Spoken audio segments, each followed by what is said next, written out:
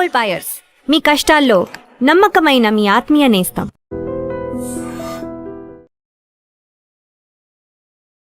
రాష్ట్రంలో సంచలనంగా మారిన 2 ఏళ్ల చిన్నారి జ్ఞానేశ్వర్ మిస్సింగ్ కేసులో ట్విస్టుల మీద ట్విస్టులు నెలకొన్నాయి.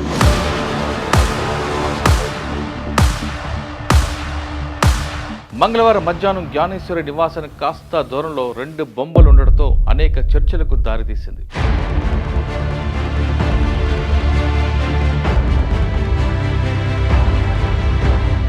Welcome to I dream. Tuni పాప అదృశ్యం కేసు దర్యాప్తులో కొత్త కోణం తీసుకొచ్చారు పోలీసులు. ఇప్పటికే కుక్క, చుట్టుపక్కల అనుమానితులు, అదేవిధంగా టెక్నాలజీ, ఈ 3 కోణాల్లో దర్యాప్తు చేసిన తుని పోలీసులు ఈ 3 దారుల్లో ఎలాంటి పూర్తిగా ఆధారం లేకపోవడంతో ఇంకా నిరాశ చెందకుండా కొత్త కోణంలో దర్యాప్తు ప్రారంభించారు. అదే పాప ఎక్కడ అదృశ్యమైందో అక్కడ బొమ్మలు విడిచిపెట్టడం. నమ్మకంగా లేదా? ఈ స్టోరీ చూడండి. రాష్ట్రంలో సంచలనంగా మారిన 2 ఏళ్ల చిన్నారి జ్ఞానేశ్వర్ మిస్సింగ్ కేసులో ట్విస్టుల మీద ట్విస్టులు నెలకొన్నాయి. మంగళవారం మధ్యాహ్నం జ్ఞానేశ్వరి నివాసానికి కాస్త దూరంలో 2 బొమ్మలు ఉండడంతో అనేక చర్చలకు దారితీసింది.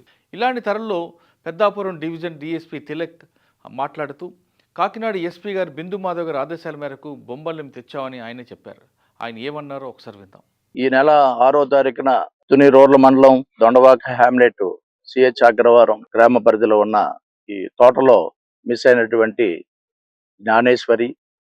జ్ఞానేశ్వరితో పాటు తన పెంపుడు కుక్క, ఆ కేసులో ఆ రోజు మొదలు ఈ రోజు వరకు సెర్చింగ్ ఆపరేషన్స్ కొనసాగిస్తున్నాము. అనువనువున గాలిస్తున్నాము. మొత్తం ఇక్కడ ఉన్నటువంటి 5-6 కొండలు కూడా జల్లెడ పెట్టి గాలింపు చర్యలు కొనసాగుతున్నాయి. ఇందులో ఆ రోజు ఆ పాప ఈ తోటకి సంబంధించినటువంటి ఆ ఫెన్సింగ్ వైర్ వరకు వెళ్ళి అక్కడ నుండి అదృశ్యం అవడం, అదే టైంకి ఒక గ్రామస్తుడు ఆ పాపని అక్కడ నుండి తప్పించడానికి తీసుకెళ్లి తల్లిదండ్రులకి అప్పచెప్పాలన్న ఉద్దేశంతో పిలిస్తే వెంటనే కుక్క అతని మీద అటాక్ చేయడము, అతను సేమ్ విలేజర్స్ కి తెలియజేయడము, వాళ్ళు వచ్చి చూసుకునే ఈ 35 నిమిషాల గ్యాప్ లో సస్పెక్ట్ టైం ఆ పాప అక్కడ మిస్ అయింది.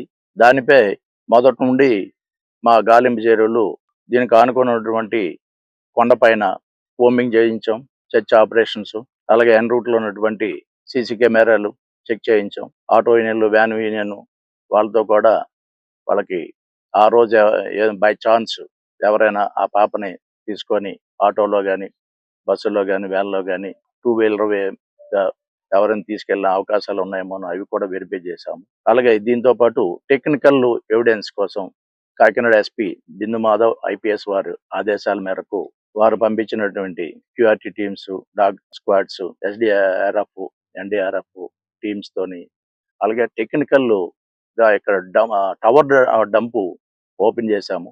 అటువైపు ఆపరేషన్ జరుగుతుందని మీడియా కన్నా సమాచారం, కానీ స్థానికులు ఒకసారి బొమ్మలు చూసి రాత్రి అమావాస్య జరిగిన ఉదయం ఏమైనా చేశారని భయభ్రాంతి. కాదండి, ట్రాష్ అండి. అమావాస్య అనేది ఈ రోజు సాంకేతిక పరంగా మనం ముందుకెళ్తున్నాం, అడ్వాన్స్ టెక్నాలజీలు ఉన్నాయి ఉండగా మనం ఇంకా అమావాస్యలు ఇవన్నీ మీరు అలాంటివి అపోహలు కలిగించకండి దయచేసి. ఈ రోజు ఎందుకు చేసామంటే ఇది is one of probability means ఆ రియల్ టైంలో 12 గంటలకి ఒక పాపని అక్కడ చూసి ఏవో జంతువు తీసుకెళ్ళి ఉంటే ఆ విధంగా రీకన్స్ట్రక్షన్ ఆఫ్ సీన్ అంటారు దీన్ని.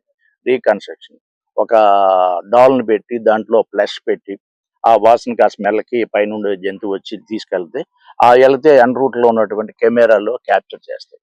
ఆ సమయానికి విలేకరులందరూ ఇక్కడే ఉన్నారు కదా సార్, కొంచెం సమాచారం అందిస్తే మీరు అది తప్పుడు సమాచారంగా వెళ్ళదు కదా సార్. లేదు, దాంట్లో మిమ్మల్ని ఏమి అవాయిడ్ చేయడానికి కాదు. దానికి ఏమంటే ఒక కథనాలు వస్తున్నాయి మీడియాలో అని మీరే చెప్తున్నారు. ఆ విషయం మీద ఇప్పుడు అక్కడ క్షుద్ర పూజలు అనేది అనుమానాలు అందరిలో. మీరు మరి ఇటువంటి సందేశం మరి కాదు, అది ఏంటంటే ట్రాప్ అనేటప్పుడు ఎలా ఉంటదంటే మీకు తెలుసు, ట్రాప్ అంటే సీక్రెట్ ఆపరేషన్. అది దానికి అలా పెట్టి అది తీసుకెళ్తే ఏదైనా రిజల్ట్ వస్తే మీకే ఫస్ట్ మేము చెప్తాం. చిన్నారి జ్ఞానేశ్వరి కేసులో అడవి జంతువులు ఒకవేళ చిన్నారి తీసుకెళ్లి ఉండవచ్చు అనే అనుమానంతో అందరిలో ఉంది. ఇలాంటి తరుణంలో ఎక్కడైతే చిన్నారిపై దాడి జరిగిందని అనే ఒక అనుమానం ఉందో ఆ ప్రాంతంలో 2 బొమ్మలు వేరు ప్రాంతంలో పెట్టడం జరిగింది. ఒకవేళ ఏదైనా అడవి జంతువు ఉంటే ఖచ్చితంగా ఈ బొమ్మ వద్దకు వస్తుందని, అలాంటి సమయంలో బొమ్మకు ఎదురుగా ఏర్పాటు చేసిన ట్రాక్ కెమెరాలో ఆ జంతువులు చిక్కుతాయని అన్నారు. ఇలా అన్ని కోణాల్లో జ్ఞానేశ్వరి కేసుపై పోలీసులు దర్యాప్తు చేసినట్లుగా పెద్దాపురం డివిజన్ డిఎస్పీ చెప్పారు.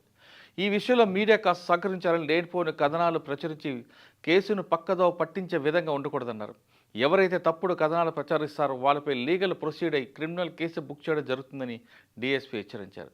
చిన్నారి మిస్సింగ్ కేసుపై ఒకవైపు పోలీసులు, మరోవైపు ఫారెస్ట్ సిబ్బంది, అంతకుమించి ఎస్డీఆర్ఎఫ్, ఎన్డీఆర్ఎఫ్, హనుమాన్ టీములు సైతం పగలు రాత్రి అని తేడా లేకుండా పనిచేస్తున్నారని స్పష్టమవుతుంది. ఇంతకీ ఆ బొమ్మల్లో ఏముంది? బొమ్మలు చూసి జంతువులు వస్తాయంటే కాదు. ఆ బొమ్మల్లో మాంసం పెట్టారు. ఎందుకంటే ఒకవేళ చిన్నారిపై అడవి జంతువులు దాడి చేస్తే ఆ వాసనకు పనికట్టి మరొకసారి జంతువులు వస్తాయని పోలీసుల యొక్క నమ్మకం. ఖచ్చితంగా ఒకవేళ నిజంగా జంతువులు దాడి చేస్తే ఆ జంతువులు మరోసారి ఆ స్పాట్కి వస్తాయి, ఆ బొమ్మలు పట్టుకోవడానికి ప్రయత్నం చేస్తాయి. బొమ్మల్లో ఉన్న మాంసాల కోసం అవి ఎగబడతాయి కాబట్టి ఖచ్చితంగా ఆ ట్రాక్లో ఆ జంతువులు పడతాయి కాబట్టి చిన్నారిని ఎవరైనా కిడ్నాప్ చేశారనే కోణంలో కాకుండా జంతువులు కూడా దాడి చేసి ఉండొచ్చు అనే కోణంలో దర్యాప్తు చేయడానికి ఒక రూట్ దొరుకుతుందని పెద్దాపురం పోలీసులు భావిస్తున్నారు. ముఖ్యంగా చెప్పాలంటే ఇప్పుడు దాదాపు 11-12 రోజులు అవుతుంది. ఒకవైపు జ్ఞానేశ్వరి తల్లిదండ్రులు, మరోవైపు పోలీసులు కూడా అహర్నిశలు బాధపడుతున్నారు.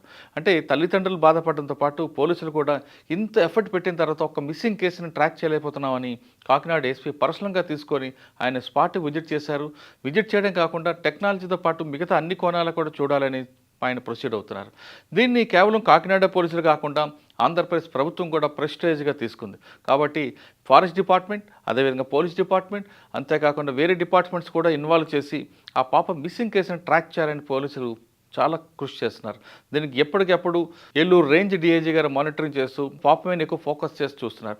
మరోవైపు కుక్కకు పోస్ట్ మార్టం అయిన తర్వాత అసలు కుక్క ఎందుకు చనిపోయింది అనే రిపోర్ట్ కూడా ఈరోజు రేపు వచ్చి ఉంది. కాబట్టి ఒకవేళ కుక్కకి ఎవరైనా పాయిజన్ ఇచ్చి చంపారా, ఎవరైనా దాడి చేసి చనిపోయారా అనే రిపోర్ట్ క్లియర్గా వచ్చిన తర్వాత ఆ కోణంలో కూడా దర్యాప్తు చేస్తామని పోలీసులు చెప్తున్నారు. ఇంతేకాకుండా దయచేసి మీడియా వాళ్ళు కూడా సహకరించాలి.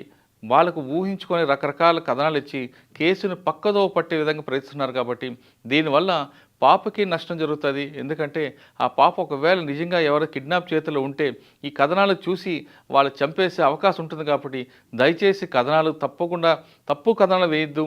ఒకవేళ ఏమి కావాలంటే లోకల్ పోలీసు ఇన్ఫర్మేషన్ తీసుకుని వేయండి అంటూ పోలీసులు కోరుతున్నారు.